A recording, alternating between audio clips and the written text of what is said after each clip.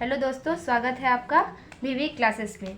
आज हम लोग अध्याय 1 जो वास्तविक संख्या है उसका प्रश्न नंबर 3 को सॉल्व करेंगे। इससे पहले वाले वीडियो में मैंने वास्तविक संख्या की बेसिक जानकारियाँ, उदाहरण सारे और प्रश्न संख्या 1 और 2 को अच्छे से समझा दिया है। तो चलिए आज हम लोग प्रश्न संख्या 3 को शुरू करते हैं। तो प्रश्न संख्या 3 क्या कहता है कि किसी परेड में 616 सदस्यों वाले एक सेना यानी आर्मी की टुकड़ी को 32 सदस्यों वाले एक आर्मी बैंड के पीछे मार्च करना है। दोनों संख्या को समान संख्या वाले दोनों यानी कि सेना जो है उनको समान संख्या वाले स्तंभों में मार्च करना है। उन स्तंभों की अधिकतम संख्या क्या होगी? मैंने पहले ही आपको बताया है कि जहाँ भी अधिकतम शब्द आ जाए वहाँ जो दो संख्याएं दी है उनका एचसीएफ करना होता है। ठीक, इसमें भी हमें इन दोनों संख्या का एचसीएफ लेना है। तो हम लिखेंगे हल। ठीक है, लिखेंगे एचसीएफ 616 और 32 का करना है। ठीक है, लिख दिए। अब हम लोग यूक्लिड विभाजन प्रमेय से एचसीएफ निकालेंगे। तो लिखेंगे यूक्लिड विभाजन प्रमेय से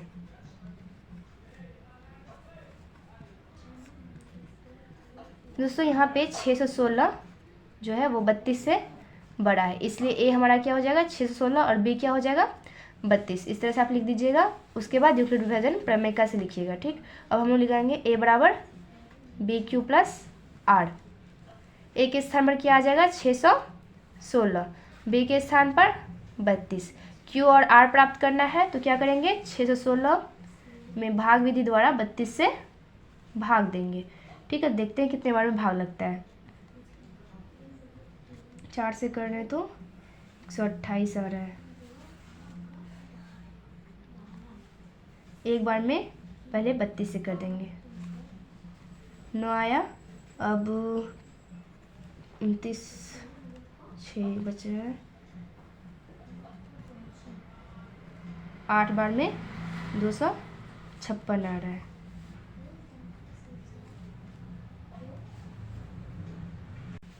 तो दोस्तों 8 बार में तो ये नहीं लग रहा है। मैं इसे 9 से देखती हूँ कटा के होता है कि नहीं होता है। देखते हैं क्या होता है। 32 गुना 9 आ रहा है 288। तो हम लोग यहाँ 9 बार में कर सकते हैं। 288 आ जाएगा। शेषफल 8। तो हम लिख देंगे यहाँ पे क्यू के स्थान पर 19 आ जाएगा और आर के स्थान पर 8 आ जाएगा। अब 32 को आगे लाना है। अब 32 में जो शेषफल पहला बचा है 8, उससे भाग देना है। तो 4 बार में 32 कट रहा है तो यहाँ लिख देंगे 8 गुना भागफल 4 और शेषफल 0। ठीक है, तो हमारा शेषफल क्या हो गया 0 हमारा प्राप्त हो गया। तो 0 से ऊपर वाली संख्या या अंतिम जो भाजक है वही एचसीएफ हो जाएगा। तो यहाँ हमारा क्या हो जाएगा 616 और 32 का एचसीएफ 8 आ जाएगा। ठीक, तो हम लोग लिखेंगे कि अतः उन स्तंभों की अधिकतम संख्या 8 होगी जिनमें वे मार्च करेंगे। तो हम लोग लिखेंगे कि उन स्तंभों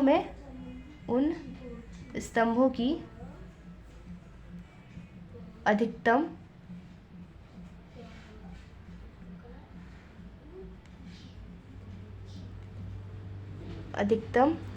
संख्या 8 होगी जिनमें सेना की टुकड़ी मार्च करेगी। जिनमें सेना की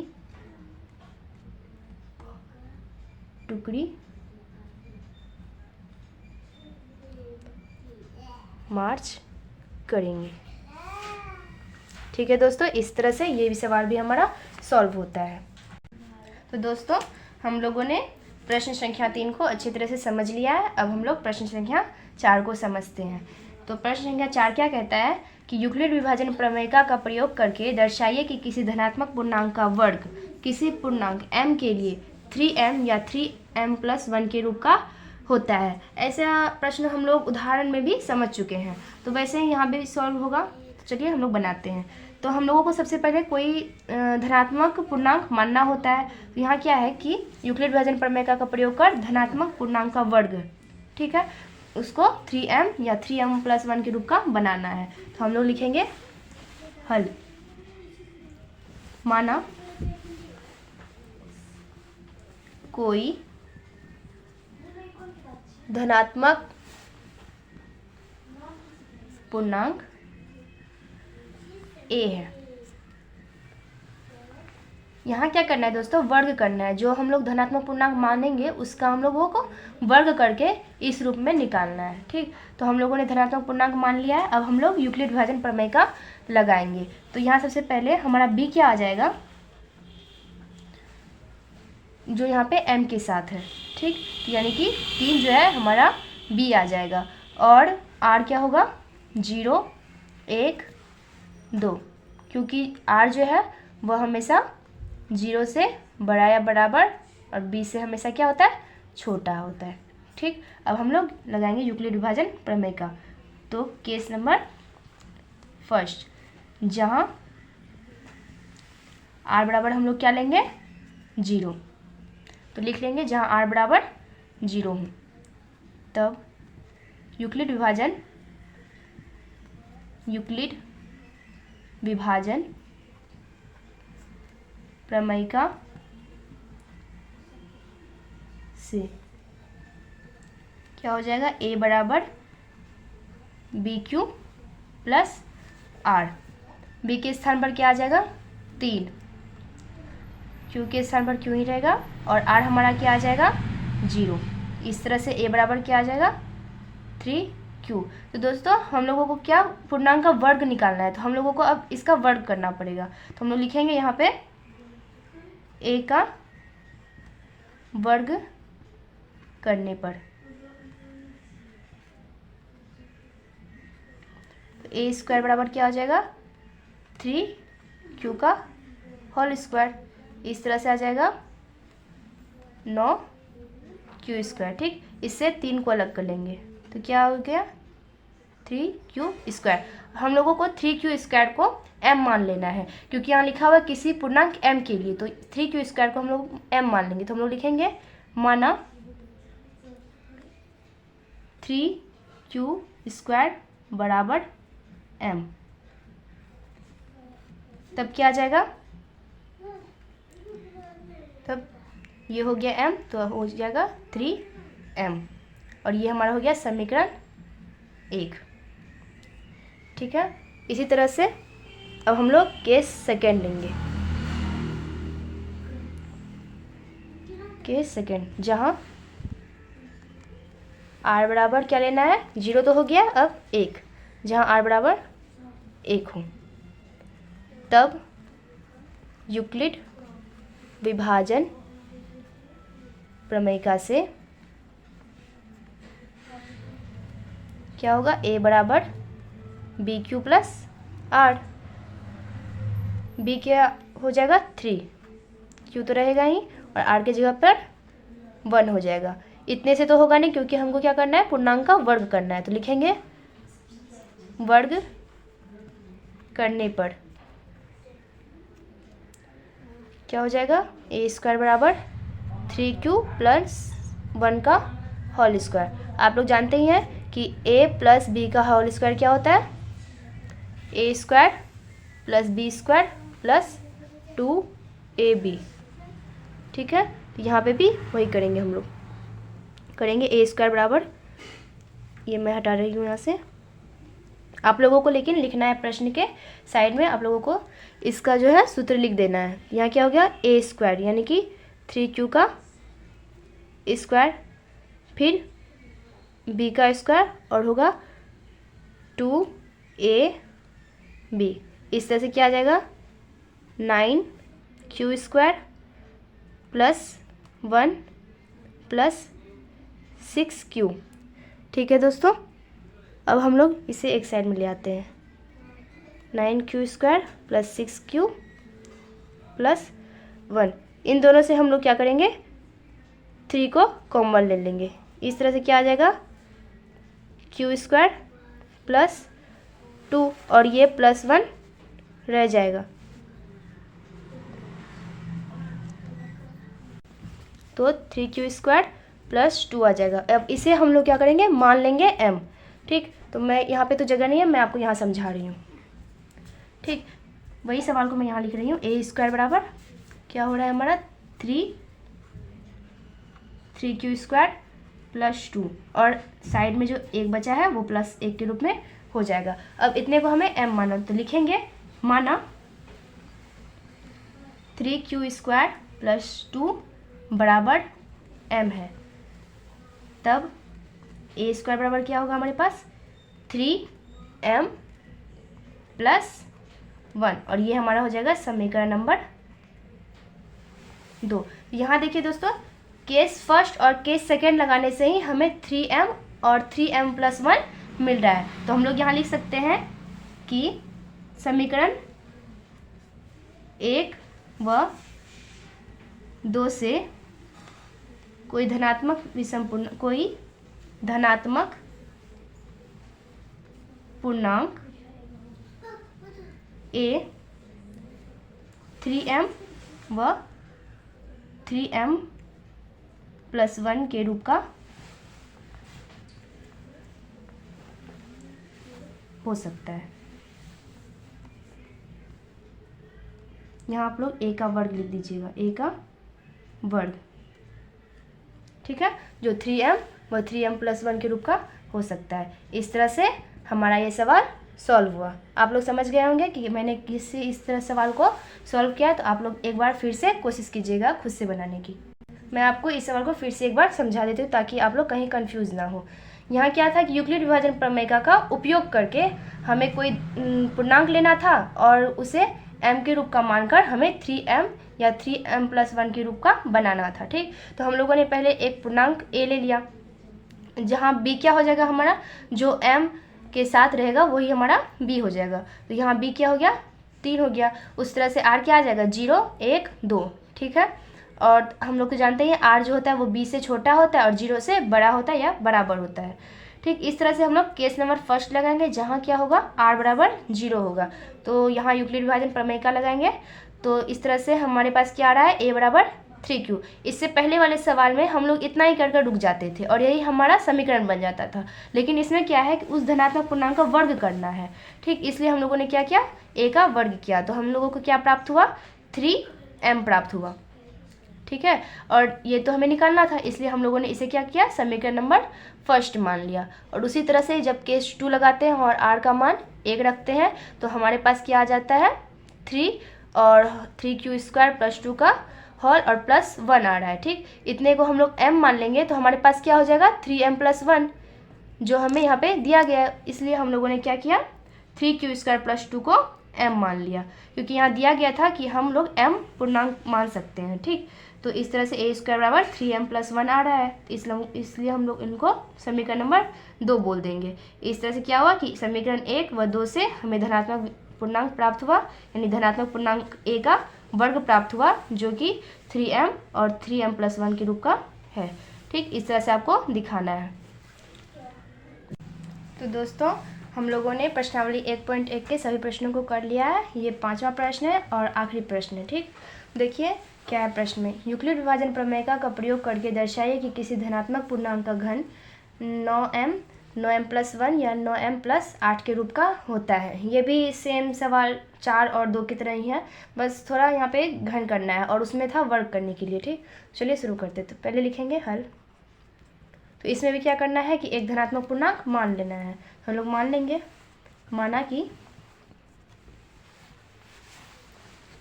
a कोई धनात्मक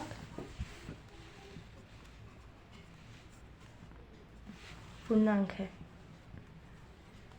ठीक है दोस्तों, a को धनात्मक पूर्णांक मान लेना है। अब हम लोग b क्या लेंगे, यहाँ देखिए m के साथ 9 है, यानी कि हम 9 को b ले सकते हैं। लेकिन अगर हम 9 को b लेंगे तो r के लिए बहुत सारे केस बन जाएंगे, 0 1 2 3 4 5 6 7 8, इतने सारे केस बन जाएंगे। और इतने सारे केस को लेकर सवाल सॉल्व करना बहुत ज़्यादा लेंथी हो जाएगा, इसलिए हम जो है 9 का गुणज लेते हैं। तो 3 क्या है, 9 का एक गुणज है। ठीक, इसलिए हम लोग b को 3 मानकर भी इस सवाल को सॉल्व कर सकते हैं। तो अब हम लोग क्या करेंगे, आर बराबर लेंगे 0 1 2, मात्र 3 ही केस बन पाएंगे इसमें, और सवाल भी छोटा रहेगा और आसानी से सॉल्व भी हो जाएगा। ठीक है, जहाँ आर क्या हो, 0 से बड़ा हो और बी से छोटा हो। अब हम लोग केस लगाते जाएंगे। केस नंबर 1, जहाँ आर बराबर क्या लेना है, 0 लेना है। ठीक, जहाँ आर बराबर 0 हो, तब यूक्लिड विभाजन प्रमेयिका से क्या हो जाएगा, a बराबर बी क्यू प्लस आर। ठीक है, b के स्थान पर क्या आ जाएगा दोस्तों, 3 आ जाएगा, और q के स्थान पर तो क्यों ही रहेगा, r के स्थान पर क्या आ जाएगा, जो हम लोगों ने मान रखा है, यानी r बराबर 0 हो जाएगा। इस तरह से a बराबर क्या हो जाएगा, 3q। लेकिन हम लोगों को यहाँ करके नहीं रुकना है, क्योंकि हमें क्या करना है कि धनात्मक पूर्णांक जो है उसका घन निकालना है। तो हम लोग अब a का क्यूब करेंगे, तो लिखेंगे a का क्यूब करने पर, यानी a का घन करने पर क्या हो जाएगा, a क्यूब बराबर 3q का होल क्यूब। ठीक है, यहाँ से क्या आ जाएगा, 3 को अगर 3 बार गुना करेंगे तो 27 q का होल क्यूब। इसको हम लिख सकते हैं, इससे कॉमन निकाल सकते हैं 9 को और लिख सकते हैं 3q का होल क्यूब। ठीक है, अब यहाँ पे हम लोग क्या करेंगे, 3q का होल क्यूब जो है इसे हम लोग m मान लेंगे, तो लिख देंगे माना 3q का होल क्यूब बराबर m है। तब क्या हो जाएगा, a बराबर यानी a क्यूब बराबर हो जाएगा 9m। तो देखिए दोस्तों, पहला जो दिया गया था 9m दर्शाने के लिए, वो हम लोगों ने दर्शा दिया है। इसे हम लोग क्या करेंगे, समीकरण नंबर 1 मान लेंगे। ठीक है, समीकरण नंबर 1 मान लेंगे। अब इसी तरह हम लोगों को केस सेकंड लगाना है, तो लिखेंगे केस नंबर 2, जहाँ r बराबर 1 हो, तब क्या होगा, यूक्लिड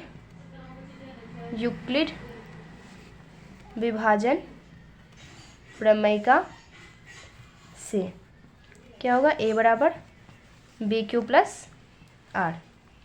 ठीक है, तो a बराबर क्या आ जाएगा, b के जगह पर 3q और r के स्थान पर हो जाएगा हमारा 1।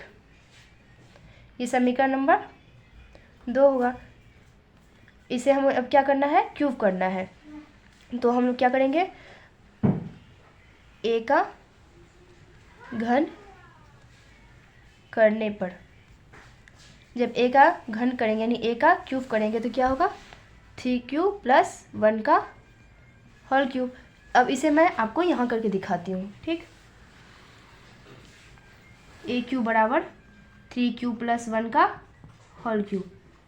तो आप लोग सूत्र जानते ही होंगे कि a प्लस बी का होल क्यूब बराबर a cube plus B cube plus 3a square B plus 3b square a होता है। ठीक है, तो इस सूत्र का उपयोग करके इस सवाल को सॉल्व करना है। मैं अभी यहाँ से सूत्र को हटा रही हूँ, लेकिन आप लोगों को लिखना जरूरी है।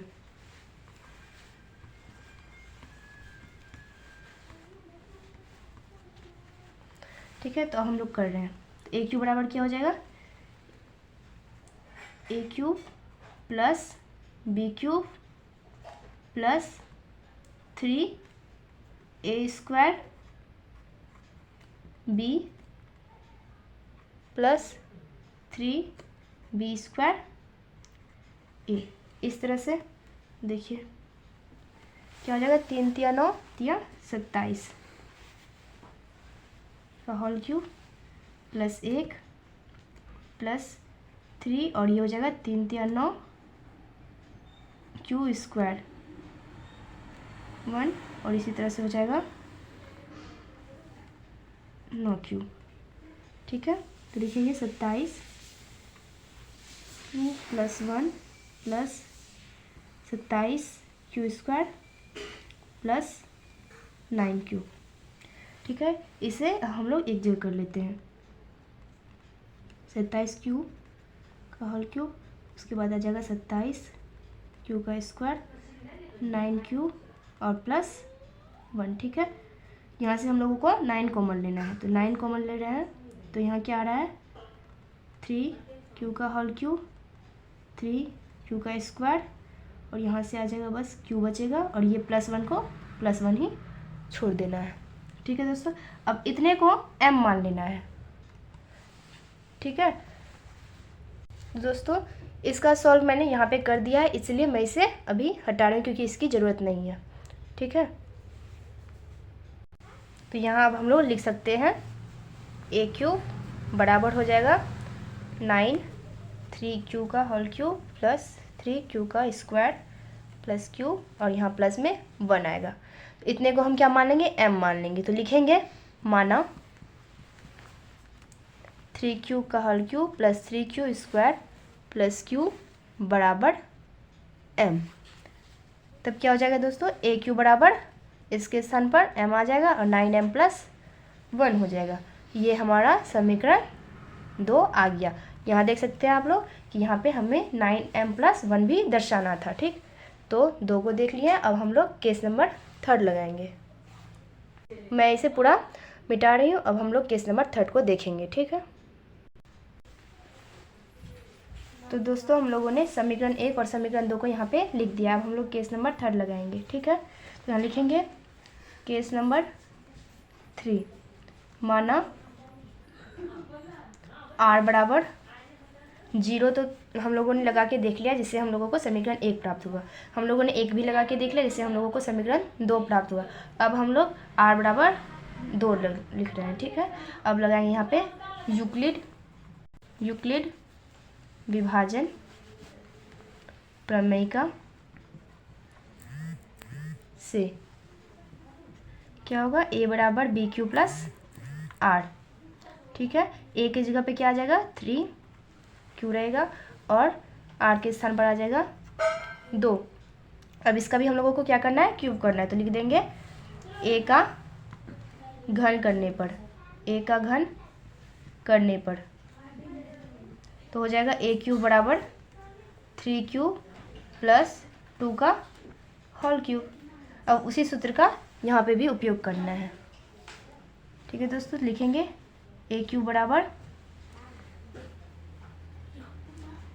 a³ plus b³ plus 3a² b plus 3b² a। ठीक है, अब हम लोग करते हैं। तो यहाँ आ जाएगा 27q का होल क्यूब और यहाँ आ जाएगा 8।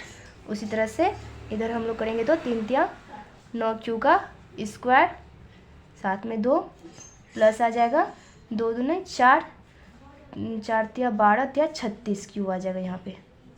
ठीक है, तो यहाँ देखिए इसके आगे आप लोग a³ बराबर 27q का होल क्यूब प्लस 8 प्लस इन दोनों को गुना करेंगे 9 तिया 27, 27 गुना 2 54 आ जाएगा। 54q का होल स्क्वायर प्लस 36q। यहाँ से भी हम लोग को क्या करना है, एक जगह कर लेना है जो क्यूब वाला है। तो 27q का whole cube plus 54q² plus 36q और इस 8 को सबसे अंतिम में लिख देना है। अब यहाँ से हम लोग 9 को कॉमन निकालेंगे तो आ जाएगा 3q का whole cube plus 6q² plus 4q और ये लास्ट में 8। अब इतने को हमें m मानना है, तो लिखेंगे माना 3q का whole cube plus 6q² plus 4q बराबर m। तब a³ बराबर क्या हो जाएगा, 9 तो रहेगा और इसके स्थान पर m और प्लस में 8 आ जाएगा। ठीक है दोस्तों, इस तरह से समीकरण नंबर 3 हमें प्राप्त हुआ। तो समीकरण 1 में हमने 9m ले आया, समीकरण 2 में 9m + 1 और समीकरण 3 में 9m + 8। यही तीनों चीज़ों को प्रश्न में दर्शाने के लिए कहा गया था। तो हम लोगों ने केस लगा कर सभी को सॉल्व कर लिया है। तो अब हम लोग लिखेंगे यहाँ पर, इसके आगे जो है लिखना है, यहाँ पे लिख दी रहेंगी वो मैं, ठीक। यहाँ लिखना है क्या है कि समीकरण 1, 2 व 3 से हमें 9m, 9m + 1 तथा 9m + 8 प्राप्त हुआ। अतः सभी धनात्मक पूर्णांक का घन इस रूप में होता है, इस रूप में होता है। ठीक है दोस्तों, इस तरह से आपका ये सवाल भी पूरा हो चुका है। मैं आपको फिर से एक बार समझा रही हूँ, ठीक। यहाँ पे हम लोगों को पहले एक धनात्मक विषम पूर्णांक मान लेना है, फिर b ले लेना है और उस तरह से r का एक एक केस बना लेना है, फिर केस लगा कर सारे सवाल को सॉल्व करना है। जैसे हम लोगों ने a³ = 9m लाया और इसे समीकरण 1 मान लिया, उसी तरह से दूसरा केस लगाकर a³ = 9m + 1 लाया और इसे समीकरण 2 मान लिया, और केस 3 लगाकर हम लोगों ने ले आया a³ = 9m + 8। ये तीनों चीज़ हमें जो प्रश्न में दिया गया था वो प्राप्त हो चुका है। तो हम लोग कह सकते हैं कि हम लोगों ने जो धनात्मक पूर्णांक लिया उसका Q जो है वो इस रूप में आ सकता है। तो उसी को मैंने बस यहाँ पे लिखा है कि समीकरण 1, 2 व 3 से हमें 9m, 9m + 1 या 9m + 8 प्राप्त हुआ। अतः सभी धनात्मक पूर्णांक का घन इस रूप में होता है। आप चाहे तो इसे भी और अच्छे तरीके से लिख सकते हैं। तो इतना कहकर अब मैं इसे रोक रही हूँ। थैंक यू दोस्तों।